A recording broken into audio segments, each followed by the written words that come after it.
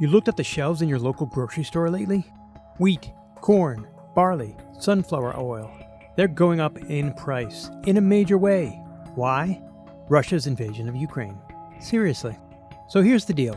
Ukraine is one of the world's largest grain producers, but it can't export anything from its Black Sea ports. The result? Prices are skyrocketing. So are worries in countries dependent on Ukrainian harvests. European leaders accuse Russian President Vladimir Putin of using food as a weapon. Today, Russia's artillery is bombarding grain warehouses in Ukraine deliberately, and Russian warships in the Black Sea are blockading Ukrainian ships full of wheat and sunflower seeds. Russia has bombed Ukraine's grain warehouses. It is also blockading Ukraine's Black Sea ports, like Odesa.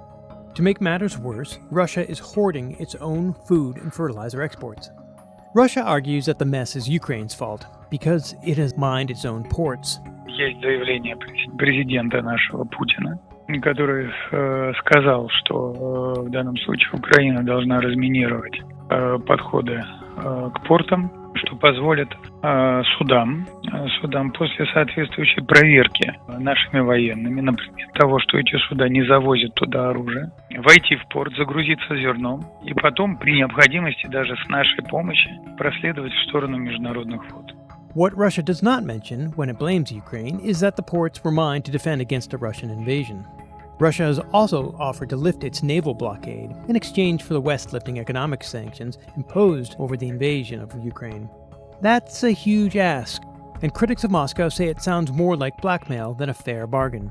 Now, today we saw the statement by the Russian deputy foreign minister who said Russia will unblock Ukrainian ports to allow exports of Ukrainian agricultural products to the global market if sanctions are imposed against Russia are lifted. So this is a clear blackmail.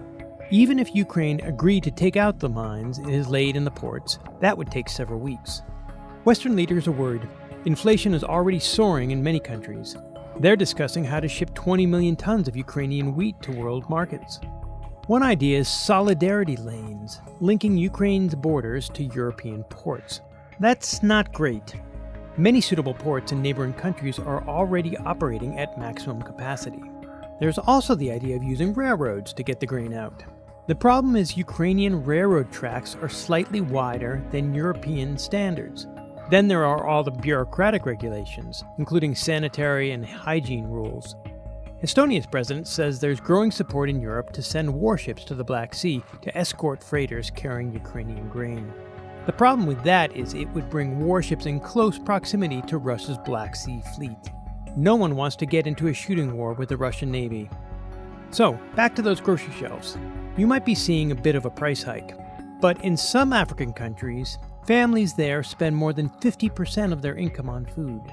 Soaring grain prices can stoke unrest, bringing even more insecurity to troubled regions.